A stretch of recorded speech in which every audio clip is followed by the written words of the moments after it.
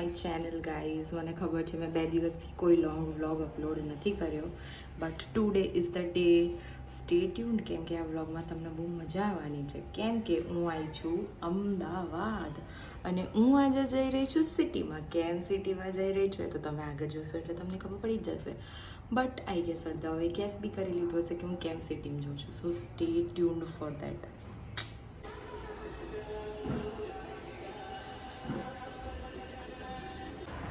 મને રેડી થવાનું કીધું ને પોતે અહીંયા ભસાકડા કરે છે.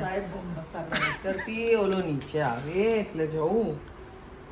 અને મારી પર 1 કલાકથી બૂમો પાડે છે. કપડા બપડા એના કાઢી દીધા, હવે રેડી થઉં છું. શાંતિ રાખ જરા. હું ક્યારની શાંતિથી બેઠી હતી તો નડતું તું.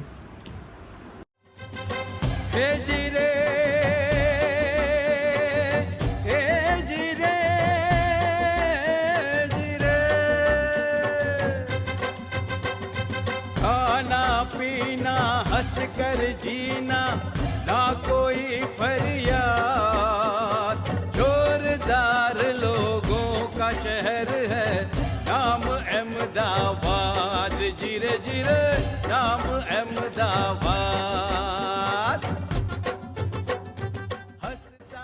તો અમે આવી ગયા છે રાણીના હજીરામાં. અહીંયા તમને બધા ચણિયા, એકલા બ્લાઉઝ, દુપટ્ટા, ઇયરિંગ્સ ને બધી ટાઈપની જ્વેલરી પણ જોવા મળી જશે. બટ હા, બિલકુલ સસ્તું એક્સપેક્ટ ના કરતા, કેમ કે અહીંયા બહુ હાઈ પ્રાઇઝીસમાં છે. સેકન્ડ અમે લોકો ગયા ઢાલગરવાડમાં. અહીંયા પણ તમે ફરશો તો તમને રીઝનેબલ પ્રાઇસમાં દુપટ્ટા, ચોલી અને એકલો ચણિયો બી મળી જશે. ઇનફેક્ટ અહીંયા તમને ડ્રેસીસ, સાડી પણ મળી જશે. પછી ત્યાંથી 3 દરવાજાથી તમે લોકો ભદ્રકાલી જશો તો ત્યાં પણ તમને સારા એવા જ્વેલરી, દુપટ્ટા ને ચણિયા મળી જ જશે. कोई नहीं अनजान साबरमती के संत मोहनदास गांधी जी महान. सीजी रोड ये मॉडर्न अहमदाबाद की है आन. 3 दरवाजा भद्रकाली माता. મારી હાલત જોઈને ખબર પડી રહી છે કે હું થાકી ગઈ છું. બિકોઝ હું થાકી ગઈ છું. ગાંડા જેવી પબ્લિક હતી, લિટરલી ગાંડા જેવી પબ્લિક. રાણીના હજીરામાં બી, ઢાલગરવાડમાં બી, અને ચાલીને થાકી ગઈ હાલત. અને પબ્લિક એટલી બધી હતી કે દુકાનવાળા બી કોઈ વસ્તુ બતાવવા રેડી નહોતા. ઇરિટેટ વધારે થયું, ગુસ્સો અને થાકી ગયા કરતાં વધારે. બિકોઝ કોઈ વસ્તુ જોવી છે તમારે, બટ તમે બતાવી જ નથી રહ્યા, કેમ કે પબ્લિક જ એટલી બધી છે. ઘરે હું આવી ગઈ છું અને મેં 4-5 વસ્તુ બી લઈ લીધી છે જે મારે લેવાની હતી. એ તમને હું મારા શોર્ટ વિડીયોમાં તમને જોવા મળી જશે, મારા ક્લોથ્સ હોલમાં. Snap time. તો પહેલાં તો મને ખબર છે કે મેં તમને લોકોને આખી ક્લિપ્સ નથી બતાવી માર્કેટની. મેં જે શોર્ટ્સ ક્લિપ લીધી હતી એ જ મેં તમને બતાવી છે. બટ ગાઈઝ લિટરલી બહુ જ એટલે બહુ જ પબ્લિક હતી. ઇનફેક્ટ કોઈ દુકાનવાળા પ્રોપર બતાવવા માટે બી રેડી નહોતા. એમનું બી વાંક નથી, બિકોઝ એટલી બધી પબ્લિક હતી કે મતલબ હું શું જ કહું તમને લોકોને. અમે બી નહોતું વિચાર્યું કે ટ્યુઝડેના આટલી બધી પબ્લિક હશે. ઓલ્ધો અમે લોકોએ મારે જે લેવાનું હતું મેં લઈ લીધું છે સ્ટીલ. અને તમને એવું મારા ક્લોથ હોલ, એટલે કે જેટલું બી શોપિંગ કરી છે એનું પ્લેલિસ્ટ બનાવી દઈશ ક્લોથ હોલ કરીને, એમાં જોવા મળી જશે. ઓલ્સો બહુ જ પબ્લિક હોય છે.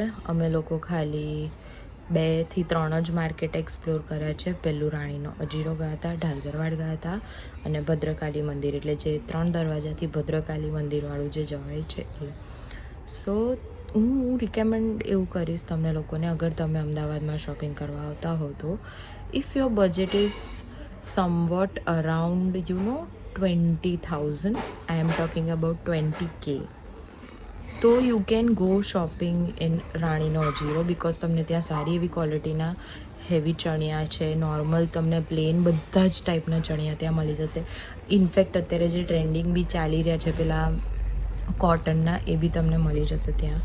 સેકન્ડ, અગર તમને રિઝનેબલ પ્રાઇઝમાં આઈ ગેસ 1-2 વર્ષ પહેરવા માટે તમને ચણિયાચોલી જોઈતી હોય તો હું તો એવું જ કહીશ કે ઢાલગરવાડમાં જશો, કેમ કે ત્યાં તમને થોડુંક ફરવું પડશે બટ આખી પેર તમને સારી એવી પ્રાઇઝમાં મળી જશે as compare to Rani no હજીરો.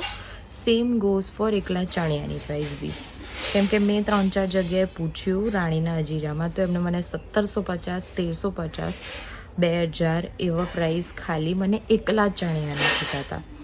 So if તમે એકલો ચણિયો જોઈતો હોય ને તમારે લેવું હોય તો you can go for that also, ને તો પછી તમે ઢાલગરવાડ જઈ શકો છો. ઓલ્સો એ બી કહી દઉં હું તમને, હું શ્યોર નથી ભદ્રકાળીમાં કે તમને ભદ્રકાલીવાળું જે મંદિરની બહાર જે માર્કેટ બેસે છે એમાં કે ચણિયોને બ્લાઉઝ મળી જશે, બટ તમે ફરશો તો તમને એ બી મળશે. બટ તમને વધારે તો જ્વેલરી છે ને એવો સ્ટફ વધારે મળશે.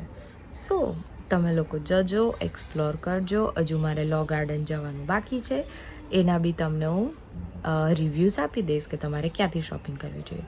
સો લાઇક, શેર, સબસ્ક્રાઈબ કરવાનું ભૂલતા નહીં. ભૂલતા નહીં. See you in next vlog. By.